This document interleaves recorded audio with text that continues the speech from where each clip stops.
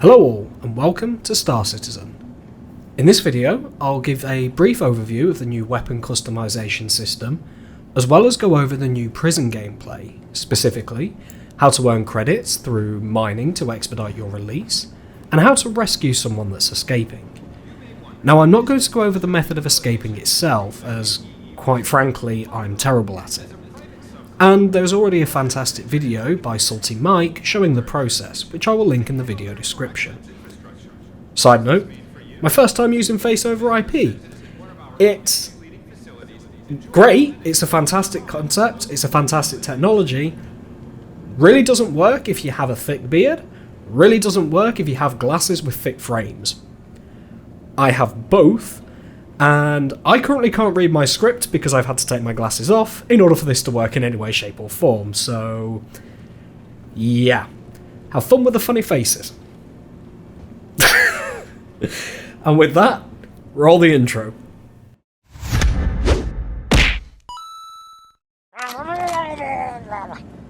I'm going to start off with how to work your way out of prison. In order to see how much time remains on your sentence, simply interact with one of the terminals in the middle of the main area. And I've already served my sentence. Go figure. This will show you how much of your sentence you've served, in white, credits towards your release, in hashed white, and the reds that then show the remaining sentence, as well as any additional time added for being a very naughty boy. Next, you're going to find this entrance here for the work mines, and go straight down the corridor, through the tarps, and you're going to take a left and walk up to these terminals here. Interact with them using the F key and select the Pyro multi-tool, which comes pre-equipped with the mining attachment.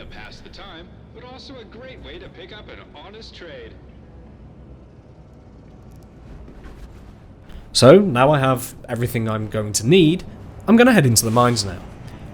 Do make sure you're wearing a helmet, which I don't think I am right now. No, I'm not, so I better put that on quick. If you don't have a helmet on, then you will suffocate, you will die.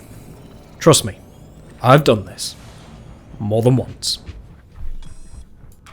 Now choose one of the three mines. Doesn't matter which, they're all roughly the same. I'm gonna take mine 1 as it's the closest, and begin to work my way down towards section 5. One thing I will advise, by the way, is whatever you do, don't run. By all means, increase your walk speed with the mouse wheel.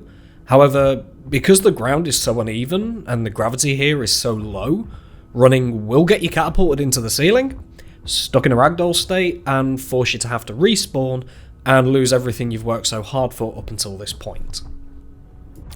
As you work your way through, you need to look for these signs with the numbers and arrows. As I mentioned earlier, I need to make my way to Area 5, and do so by following these signs.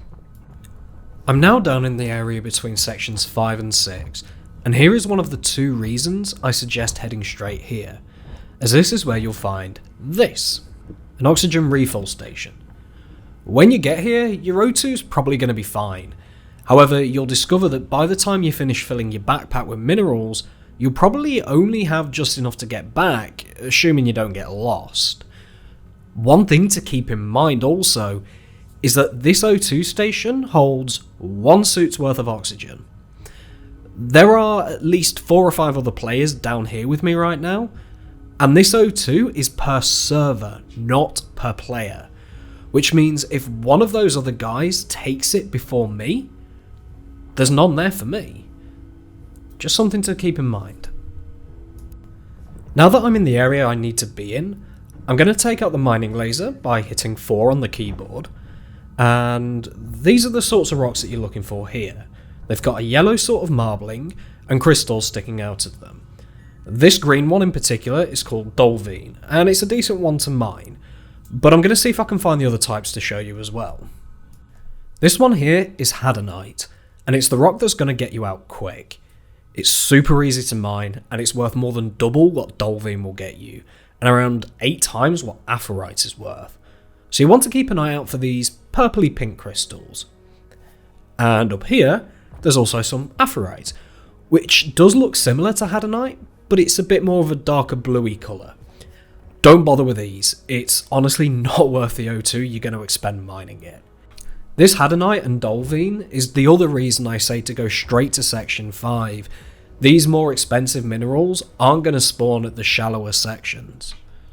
One thing I'd recommend too is, whilst you're walking through the mines, keep an eye out for these red sections with the warning crosses and the red lights.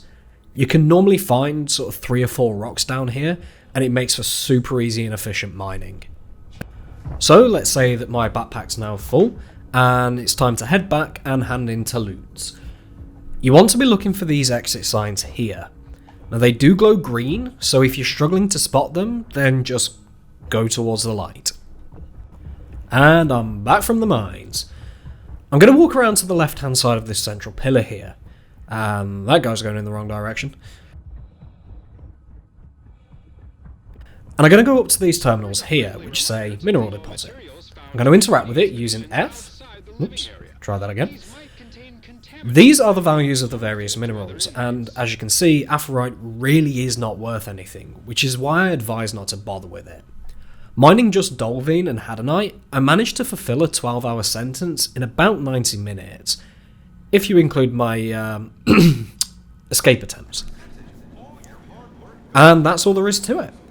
Once your sentence is up, proceed to the inmate processing area opposite the mines, and hold your head high as you leave behind those filthy, filthy criminals.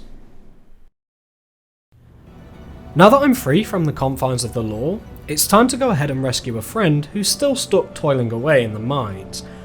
The first thing you're going to need is a relatively short and narrow ship, capable of carrying a second person. Now the Drake Cutlass will work, but anything bigger is basically a no-go. My Avenger Titan fits this need, and also fits the second need, which is a large opening such as a ramp. The Mist Reliance series may also work here, but I don't own one in order to test this. Now, if you only have a larger ship, you can technically use it, however you're going to need to park some way away in order to avoid the anti-aircraft guns, and hope that your rescuee is able to steal a buggy to make it to you. Walking is not really an option. The prison is located on Aberdeen, one of the moons of Hurston, whose surface just so happens to be the exact temperature required to roast a chicken. At least you can make dinner whilst you wait. Whilst I'm in quantum travel on the way to rescue our guy, I'll quickly show off the new weapon customization interface. Well, this here is my Lumen 5 SMG, one of my favourite weapons in the current build. It's a fantastic weapon. But as you can see, I have no sights, no underbarrel or end barrel.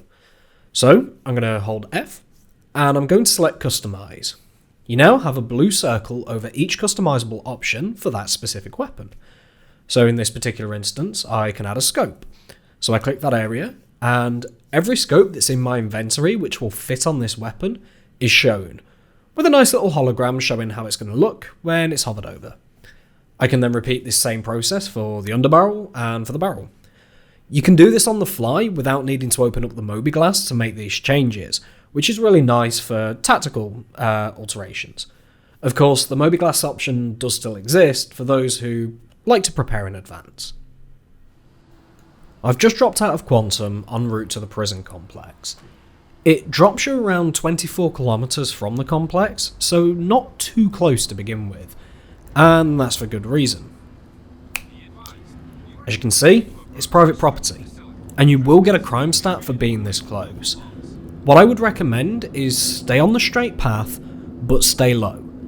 The reason for this is that the prison system does have anti-aircraft guns, but they have less of an opportunity to punch a hole in your shields if you come in from low.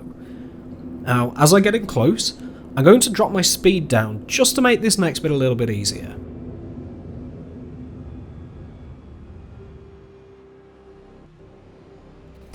In front of me, you can see there's 2 landing pads, and to the left of those are 2 tunnels, going straight down into the ground.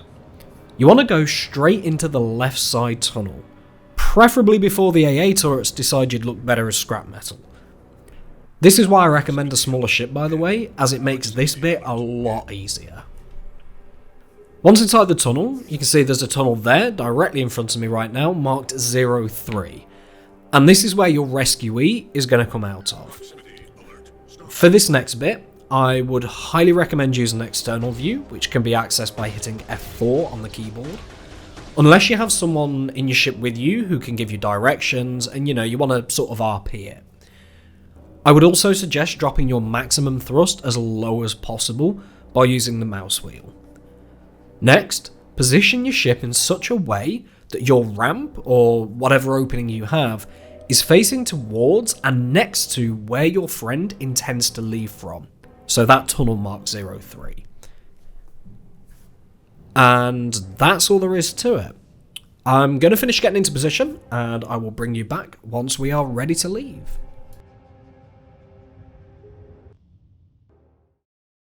So, unfortunately our guy on the inside kind of fell to his death trying to escape. I'll save you the horrific audio that came along with that unfortunate event. But let's pretend for now that he is in fact safely inside, and all that's left to do is aim the ship skywards, push thrusters to max, and hit that afterburner on the way out. And that just about covers everything I wanted to in this video. If you're interested in new Babbage, the weather systems, or food and hydration, all of which were brought in 3.9, please check out the video I posted a few days ago, which I've also linked in the description.